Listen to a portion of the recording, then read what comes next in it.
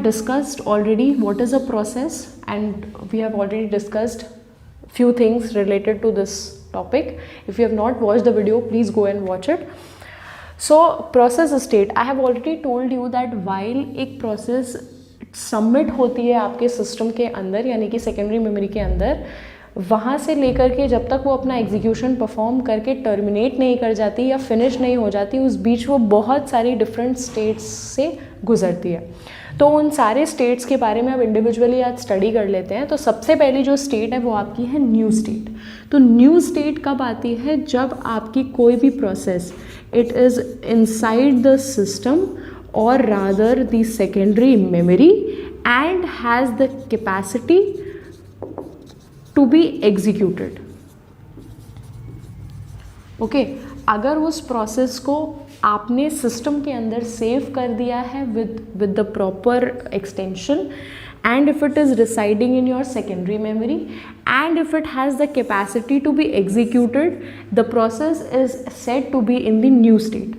उसको new state में हम बोलेंगे, कंसिडर करेंगे. ओके, और जैसे ही किसी प्रोसेस को अपना एग्जीक्यूशन परफॉर्म करना है तो it has to get submitted in the ready queue. Ready queue मतलब सेकेंडरी मेमोरी से उठकर उस प्रोसेस को हमें मेन मेमोरी के अंदर लाना है. तो जैसे ही आपकी प्रोसेस मेन मेमोरी के अंदर आ गई, it is said to be in the ready state. Okay, now what will happen after this? There is a ready state. It will start execute. Okay, so when the process is in the ready state, what will happen? ready के बाद उसको running में पहुंचने के लिए, running में पहुंचने का मतलब क्या है? मेन मेमोरी से आपको उसको CPU को allocate करना है. तो रेडी स्टेट से वो कहाँ पर पहुंच जाएगी? सीधे रनिंग स्टेट के अंदर. रनिंग स्टेट के अंदर पहुंचने का मतलब है that the CPU is being allocated to the particular process. Okay, अब माइट बी पॉसिबल कि जब वो एग्जीक्यूशन अपना परफॉर्म कर रही है, किसी इंटरप्ट की वजह से उसे वापस से हमें किस स्टेट में लाना पड़े? रेडी स्टेट में. क्योंकि कोई भी प्रोसेस अपना एग्जीक्यूशन फुल्ली कंप्लीट करे ऐसा कोई गारंटीड नहीं है. Might be possible some interrupt might occur, some system call might occur, because of which we have to transfer the process from the running state to the ready state. Secondly, तो एक बार जब वो ready state में आ गई, उसके बाद again there will be a scheduler. At the scheduler that we have studied already what is scheduler. वो उसे डिस्पैच कर देगा, यानी कि it will leave it to go again inside the running state. Okay, waiting state क्या है? Waiting state is the state when any process is in the need of any input output device और some event wait has occurred, like for example that some higher priority process has come, so we have to ask the process to kindly wait for some time and then again it will be submitted to the ready queue. Or if that process is requiring some kind of input output device, तो फिर से हम उसको CPU से हटाकर कहाँ रख देंगे? वेटिंग स्टेट के अंदर. और जैसे ही उसकी इनपुट आउटपुट डिवाइस की डिमांड या नीड उसकी यूज खत्म हो जाएगा, again from waiting state it will be sent to the ready state. From the ready state again it will start running and this is how the cycle will go on. Okay, so जब भी हमें किसी input output device की need है या किसी event wait का occurrence है, तो वो कहाँ पर स्टोर्ड हो जाएगा? आपका वेटिंग स्टेट के अंदर. Now finally when all this input output, जैसे इनपुट आउटपुट टाइम जो है आपका वो कंप्लीट कर लिया आपके प्रोसेस ने, जितना भी CPU टाइम है आपका वो कंप्लीट कर लिया आपकी प्रोसेस ने. Now finally it will exit मतलब all its data structure related to that process will be dissolved, will be freed and finally that process will be called as terminated, successfully completed and terminated. Okay, so this was all about the process states. Okay, so the next topic is process scheduling. So we have talked about things की schedulers होते हैं जो कि number of processes जो Q के अंदर रखी होती है उन्हें शेड्यूल करते हैं कि किस प्रोसेस को CPU को एलोकेट करना है. तो there has to be some criteria जिसको हमें फॉलो करना पड़ेगा. अगर एक क्यू है, अगर क्यू में हम किसी को सिलेक्ट कर रहे हैं किसी काम को करने के लिए, तो उसके पीछे हमारा क्या इंटेंशन है, क्या रीज़न है वो काम करने का, that we have to justify. तो सेम आपका शेड्यूलिंग क्राइटेरिया भी होता है. क्यों? क्योंकि अगर आपके जॉब क्यू, लाइक एक जॉब क्यू है आपके पास, in fact I should rather say ready queue, because ready queue जो है वो ready queue will contain all the processes जो कि सारी एग्जीक्यूट करना चाहती हैं. ठीक है, और जो आपका लॉन्ग टर्म शेड्यूलर था वो क्या कर रहा था, सेकेंड जॉब क्यू से आपकी वही प्रोसेसेस रेडी क्यू के अंदर रख रहा था जिन्हें एग्जीक्यूशन परफॉर्म करना है, ओके। बट रेडी क्यू से जो हम सीपीयू को एग्जीक्यूट या फिर सीपीयू को जो प्रोसेसेस एलोकेट कर रहे थे उनकी फ्रीक्वेंसी बहुत ज़्यादा थी, बिकॉज हमने बोला था शॉर्ट टर्म शेड्यूलर के केस में फ्रीक्वेंटली जो है ये प्रोसेस एलोकेशन परफॉर्म होगा। अब जो प्रोसेसेस सीपीयू को एलोकेट हो रही है अगर उनकी फ्रीक्वेंसी फास्ट है तो ऑब्वियसली हमें कोई ना कोई क्राइटेरिया या कोई ना कोई बेस सेट करना पड़ेगा जिसके अकॉर्डिंग हमें कौन सी प्रोसेस सीपीयू को देनी है वो हम डिसाइड कर पाएँ। और डिसीजन मेकिंग के लिए हमें कुछ एडवांटेजेस भी अपने दिमाग में रखने हैं कि हम ऐसा शेड्यूलिंग करें या शेड्यूलिंग के हिसाब से प्रोसेसेस को इस तरीके से सीपीयू को एलोकेट करें कि हम मैक्सिमम क्या कर पाएँ, सीपीयू का यूटिलाइजेशन। यही हमारा शेड्यूलिंग क्राइटेरिया सबसे पहला कहलाता है कि हमें सीपीयू को मैक्सिमम से मैक्सिमम यूटिलाइज करना है। मैक्सिमम यूटिलाइज करना है क्यों? क्योंकि हम जिस एनवायरनमेंट में काम कर रहे हैं वो मल्टी प्रोग्रामिंग एनवायरनमेंट है और जहाँ पर सीपीयू को कभी भी हमें आइडल नहीं रखना है, ये हमारा मेन टारगेट है। और हम ये चाहते हैं कि जितनी ज़्यादा switching, context switching perform, like we don't support a lot of context switching, but जितनी मैक्सिमम कॉन्टेक्स्ट स्विचिंग रिक्वायर्ड हो उससे हम सीपीयू को हमेशा बिजी रखें। So obviously CPU utilisation is to keep the CPU busy as much as possible. So जितना CPU busy होगा उतना ही हम सीपीयू को यूटिलाइज कर पाएंगे। Now utilisation can range from 0 to 100%।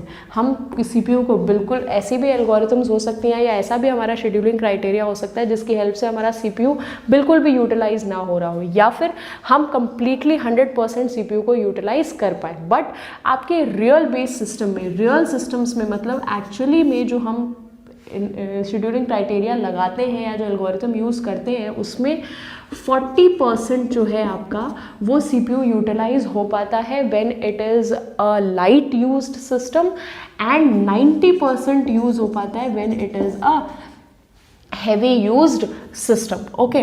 Next जो है हमारा थ्रूपुट है। थ्रूपुट हम जानते हैं कि अगर हम प्रोग्राम्स के टर्म्स में बात करें तो I can say that number of instructions executed per unit time, but here we are talking about the scheduling criteria of the processes. So I will say throughput is nothing but the number of processes which are executed per unit time, okay, that is the throughput. तो ये throughput हमारा हमेशा maximum होना चाहिए, यानी कि least time में हमें मैक्सिमम प्रोसेसेस को एग्जीक्यूट करना है, तभी हमारा थ्रूपुट क्या होगा, it will be greater, okay. Turn around time. Now turn around time, what is turnaround time? First of all we will अच्छा, all these things, turnaround time, waiting time and response time, ये सारे हम बात करेंगे जब हम scheduling algorithms के बारे में पढ़ेंगे। अभी हम यहाँ पर थोड़ा सा समझ लेते हैं। टर्न अराउंड टाइम आपका जो होता है वो time that it is defined as the time which the process has spent with the CPU, यानी कि जितनी देर प्रोसेस ने अपना एग्जीक्यूशन परफॉर्म किया है किसके साथ, CPU के साथ, वो हमारा टर्न अराउंड टाइम होता है, ठीक है। अब आप बोलेंगे कि ऑब्वियसली CPU के साथ प्रोसेस उतना ही टाइम एग्जीक्यूट करेगा या उतना ही टाइम परफॉर्म करेगा जितना उसका बर्स्ट टाइम है या जितना उसे एग्जीक्यूट करने के लिए रिक्वायर्ड है, बट ऐसा नहीं होता है, जिसके बारे में हम समझेंगे जब हम शेड्यूलिंग एल्गोरिथम्स पढ़ रहे होंगे। तो अभी we have to understand this thing that the turnaround time is the time which the process has spend with the CPU for performing its execution. What is the waiting time? Waiting time का मतलब क्या है, ये जो आपके ready queue में processes submit हो गई हैं, these are in the main memory and all these process are in want of execution. अब ऐसा नहीं हो सकता कि सारी प्रोसेसेस को एक साथ हम CPU एलोकेट कर दें, that is just not feasible because you have one CPU, so one CPU can execute one process at a time.